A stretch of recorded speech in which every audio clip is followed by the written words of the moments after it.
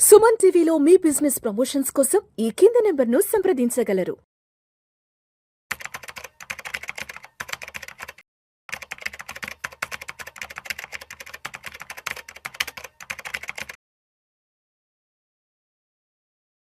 Sir బ్రహ్మచారి గారు నమస్తే sir. నమస్తే Vishnu. Welcome to Suman TV and welcome to Vishnu talks. Thank you.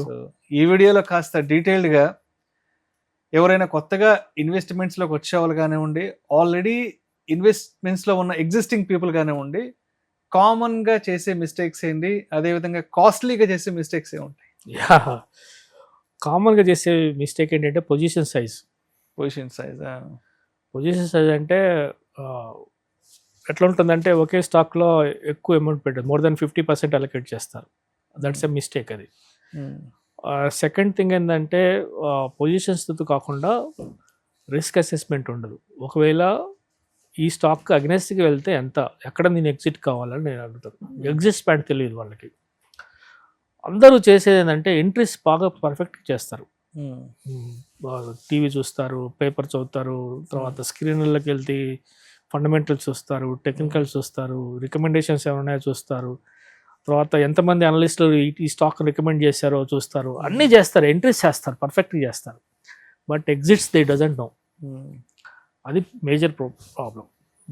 మీరు ఒక స్టాక్లో ఎంట్రీ అవుతున్నారంటే మీ ఎంట్రీ పాయింట్, మీ రిస్క్ ఎపిటేట్, మీ రిస్క్ లెవెల్, మీ టార్గెట్స్, ఈ మూడు మొదలే ప్రీ డిఫైన్డ్ అయి ఉండాలి. ఓకే, 10 స్టాక్స్ మీరు కొనుంటే, ఫర్ ఎగ్జాంపుల్ 10 స్టాక్స్లో ఒకటి చాలా ఎక్స్ట్రాడినరీ రిటర్న్స్ ఇస్తుంది, మల్టీబ్యాగర్ అంటాం అది. ఒక స్టాక్స్ మీరు ఎక్స్పెక్ట్ చేసిన కన్నా ఎక్కువ రిటర్న్ ఇస్తుంది. ఒక 2-3 స్టాక్స్ ఎబో యావరేజ్ రిటర్న్స్ ఇస్తాయి. ఒక స్టాక్ యావరేజ్ రిటర్న్స్ ఇస్తుంది, సబ్డ్యూడ్గా ఉంటుంది. ఒక 2 స్టాప్ లాస్లు ట్రిగ్గర్ అవుతాయి. అందులో ఒకటి ఎందుకు కొన్నావురా జీవితంలో దీన్ని అని జీవితాంతం బాధపడేలా చేస్తుంది.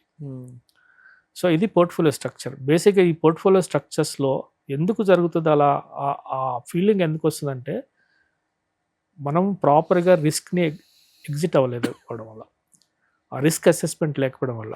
ఒక ఫండమెంటల్ రూల్ ఏంటంటే, if you are a short term investor in the sense 3 months, less than 3 to 6 months time ఫ్రేమ్లో మీరు ఇన్వెస్ట్ చేస్తున్నట్టయితే మీ లాసెస్ ఎప్పుడు కూడా 8% కన్నా పెరగకూడదు. మీ ఎంట్రీ పాయింట్ దగ్గర నుంచి 8% కన్నా పెరగకుండా ఉండదు. చాలామంది ఏం చేస్తారంటే చిన్న లాసే కదా ఎగ్జిట్ అవుతాం అని చాలామంది ఎగ్జిట్స్ చేస్తుంటారు చిన్న చిన్న లాసెస్కి. వాళ్ళందరూ ఎవరంటే హ్యాబిచువల్ లాస్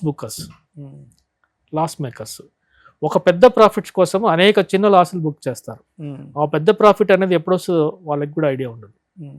అది మేజర్ మిస్టేక్స్. అంటే రిస్క్ని ఎలా కంట్రోల్ చేయాలో తెలుసుకోకపోవడం ఒక మేజర్ మిస్టేక్. సెకండ్ థింగ్ ఏంటంటే predefined targets, risk, stop లాసెస్లు ఉన్నప్పుడు మామూలుగా ఒక స్టాక్ ర్యాలీ అవుతుందంటే 20-25% ర్యాలీ అనేది 8 weeksలో వచ్చేస్తుంది. అప్పుడు ఏమవుతుందంటే మీరు అన్నట్టుగా ఇప్పుడు ఇంతకుముందు చెప్పినట్టుగా 8% రిస్క్, 25% రిటర్న్ కనుక మీరు ఎక్స్పెక్ట్ చేస్తూ రిస్క్ రివార్డ్ రేషియోస్ ఏమవుతుంది 1:3. అప్పుడు మీ ఏమవుతుందంటే అవుట్ ఆఫ్ 10 స్టాక్స్ 7 స్టాక్స్ మీరు లాస్లో ఉన్నా సరే that 3 stocks will save you. Okay, 25% return వచ్చింది, ప్లస్ ఒక స్టాక్లో మీరు 60% of time you are wrong, even then will be in profit. So that risk reward ratios ఎప్పుడు కూడా ఫాలో అవ్వాలి. These are the common mistakes. తర్వాత third and most important factor ఏంటంటే liquidity. Illiquid స్టాక్స్లో ఇన్వెస్ట్ చేస్తారు, దాంట్లో మీకు ఎగ్జిట్స్ తెలియదు మీకు, లేకపోతే లోయర్ సర్క్యూట్లో ఉంటుంది లేదా అప్పర్ సర్క్యూట్లో ఉంటుంది, అది తెలియదు మీకు. మోస్ట్ ఆఫ్ ది కేసెస్ అవి పెన్నీ స్టాక్స్లో జరుగుతుంది, అన్నోన్ స్టాక్స్లో జరుగుతుంది. మొన్న నేను చెప్పిన రీసెంట్గా వచ్చిన 168 స్టాక్ పోర్ట్ఫోలియోలో అట్లీస్ట్ ఒక 10 పేర్లు నేను అసలు వినలేదు. అలాంటి స్టాక్స్లో ఇన్వెస్ట్ చేసి స్టక్ అయిపోతారు. ఈవెన్ నిన్న కూడా ఒక ఫ్రెండ్ చూపిస్తే దాంట్లో ఇప్పటికే కింగ్ఫిషర్ ఎయిర్లైన్స్, డక్కన్ హోల్డింగ్స్ ఉన్నాయి, డక్కన్ క్రానికల్ హోల్డింగ్స్ ఉన్నాయి. ఎగ్జిట్ కాలేము, దట్స్ ఆల్. సో ఇవి మనం చేసే కాస్ట్లీ మిస్టేక్స్. లిక్విడిటీ లేని స్టాక్స్లో మీరు చేయకూడదు. లిక్విడిటీని ఎట్లా డిఫైన్ చేస్తామంటే ప్రతిరోజు అట్లీస్ట్ ఒక 10 lakh షేర్స్ ట్రేడ్ అవ్వాలి, 10 lakh rupees worth shares trade అవ్వాలి, at least 1 million worth of shares trade అవ్వాలి. అది లిక్విడిటీ అనేది. ఈ 3 మిస్టేక్స్ కామన్గా అందరూ చాలా మంది చేస్తారు. రైట్.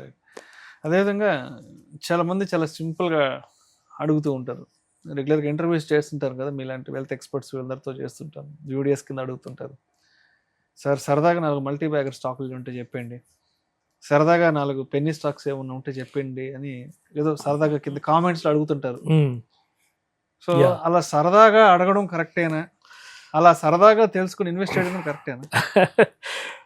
అదే అంతేకాదు సార్, మీరు సిఎన్బిసి దగ్గర నుంచి తెలుగు ఛానల్స్ వచ్చేంత వరకు కూడా అందరూ అన్నీ అడుగుతారు. మాకు ఒక స్టాక్ రికమెండ్ చేయమంటారు, లేదా ఒక స్టాక్ పేరు చెప్పేసి దీన్ని ఏం చేయాలో చెప్పండి అడుగుతారు. ఇవన్నీ కామన్ కాదు. మల్టీ బ్యాగర్ స్టాక్స్కి కొన్ని క్యారెక్టరిస్టిక్స్ ఉంటాయి. ఎగ్జాక్ట్లీ. ప్రతిదీ మల్టీ బ్యాగర్ కాదు. మల్టీ బ్యాగర్ అయిన ప్రతి స్టాక్స్కి క్యారెక్టర్స్ సేమ్ ఉంటాయి. ఆ క్యారెక్టర్స్ ఏంటంటే first thing they are outperformers, అంటే వాటి రిలేటివ్ స్ట్రెంగ్స్ చాలా స్ట్రాంగ్గా ఉంటుంది. ఎట్లాగా మిగతా బ్రాడర్ మార్కెట్లోకి పోల్చుకుంటే వీటి రిలేటివ్ స్ట్రెంగ్త్ చాలా అవుట్ పర్ఫార్మెన్స్ ఉంటుంది. అంటే 80% ఆఫ్ ది లిస్టెడ్ స్టాక్స్లో ఈ particular stocks will out perform. So that relative strength is 80. అలాంటి స్టాక్స్ ఉంటాయి. అలాగే వాటి ఎర్నింగ్స్ చాలా మూమెంటం ఉంటుంది. ఎర్నింగ్స్ మూమెంటం అంటాం. ఎర్నింగ్స్ మూమెంటం అంటే ఒక స్టాక్ పెరగడానికి first major reason fundamental improvement. Operating margins పెరుగుతుంది ఫస్ట్, ఆ తర్వాత నెట్ మార్జిన్స్ పెరుగుతాయి, ఆ తర్వాత నెట్ గ్రోత్ పెరుగుతుంటుంది. సో ఈ ప్రాసెస్ని మూమెంటం ఉందా లేదా, 20% year on year, 20% quarter on quarter growth ఉందా లేదా అనేది చూసుకోవాలి. These are the fundamental factors. తర్వాత వాళ్ళ రిటర్న్ ఆన్ ఈక్విటీ, మన షేర్కి మనకి ఎంత రిటర్న్ వస్తుంది అనేది ముందుగానే ఒక ఫ్యాక్టర్ ఉంటుంది, ఫండమెంటల్ ఫ్యాక్టర్. అది ఎంత ఉంది, అట్లీస్ట్ 17% ఉందా లేదా చూసుకోవాలి. ఆ తర్వాత అవి కరెక్ట్గా మనకి బేసింగ్ ఫార్మేషన్స్లో టెక్నికల్గా ఉన్నాయా లేదా, అవి మిగతా సెక్టర్స్ కన్నా పాజిటివ్గా ఉన్నాయా. ఇంకోటి ఏంటంటే చాలామంది తక్కువ షేర్ కదా కొందాము అన్నట్టు ఒక కాన్సెప్ట్లో ఉంటారు. తక్కువగా ఎందుకు ఉంది అంటే ఐ మీన్ చిన్న ధరలో ఉన్న స్టాక్స్ని ఎందుకు కొనాలనుకుంటారంటే ఎక్కువ నెంబర్ ఆఫ్ షేర్స్ వస్తాయి కదా అంటారు. ఇక్కడ లాజిక్ ఏంటంటే 10 రూపాయల షేరు 11 రూపాయలు కావాలంటే 10% గ్రోత్ రావాలంటే చాలా కష్టపడాలి. That's not an so easy. అదే మీరు 1000 రూపాయల షేరు 1100 కావడం చాలా తేలిక. అంటే మామూలుగా చాలా మంది అడుగుతుంటారు, ఏమన్నా ఒక 50 రూపాయల లోపు అలాంటివి 10 రూపాయల లోపు ఉంటే అల్టిమేట్ గా మీరు పెడుతుంది మనీ కదా, తర్వాత మీరు చూసుకునే రిటర్న్స్ కూడా పర్సంటేజ్ వైజ్ గెయిన్సే. సో నా స్టాక్ 10 రూపాయలు పెడితే 100 రూపాయలు అని కాదు, మీ స్టాక్ ఇక్కడ పెడితే ఎంత పర్సంటేజ్ ఆఫ్ రిటర్నే చూస్తాం. మీ క్యాలిక్యులేషన్స్ అన్ని అబ్జల్యూట్ రిటర్న్స్ లేదా ఆల్ఫా రిటర్న్స్, తర్వాత XIRR ఇవే చూస్తాం మనం. రిటర్న్స్ ఎలా ఉన్నాయి అనేది పర్సంటేజ్ వైజ్ గెయిన్స్ తప్ప మిగతా ఇవన్నీ కాదు. మీకు ఎక్కువ ఇప్పుడు సపోజ్ మీరు రీసెంట్గా మీరు చూడండి, టీవీఎస్ మోటార్ హిస్టరీ చూడండి. Sorry to say I'm holding this stock. So మీకు ఎర్లీ ఐడెంటిఫికేషన్ చేసినప్పుడు అది 230లో ఉన్నప్పుడు బేసింగ్ మంచి స్టేజ్ 1 బేస్లో నుంచి ట్రాన్సిషన్ అవుతున్నప్పుడు it was given a excellent returns now at least 100 times within few years. So వీటన్నిటికీ ఒక క్యారెక్టర్ ఉంటుంది. ఎర్నింగ్స్ గ్రోత్ ఉంటుంది, year on year earnings growth ఉంటుంది, quarter on quarter earnings growth ఉంటుంది, తర్వాత ఇన్నోవేషన్స్ ఉంటాయి, తర్వాత న్యూ మార్కెట్స్లోకి వస్తాయి, న్యూ థింగ్స్ వస్తాయి, వాళ్ళకి కొత్త ప్రొడక్ట్స్ వస్తాయి. They catch up with EV also, EV segment కూడా క్యాచ్ చేస్తారు. అలా ప్రతిదీ ఒక ప్రాసెస్ ఉంటుంది. ఈ క్యారెక్టరిస్టిక్స్ని మీరు ఐడెంటిఫై చేయగలిగితే మీకు మల్టీ బ్యాగర్ స్టాక్స్ వస్తాయి. ఓకే, ప్రతి స్టాక్స్ మల్టీ బ్యాగర్ కాదు. Thank you sir, thank you so much బ్రహ్మచారి గారు. సాధారణంగా ఇన్వెస్ట్మెంట్స్ చేసే ముందు, అదేవిధంగా ఆల్రెడీ ఇన్వెస్ట్మెంట్స్లో ఉన్న వాళ్ళు ఎటువంటి తప్పులు చేస్తుంటారు ఏంటనే దాని గురించి చక్కగా తెలియజేశారు. Thank you so much sir. Thank you very much.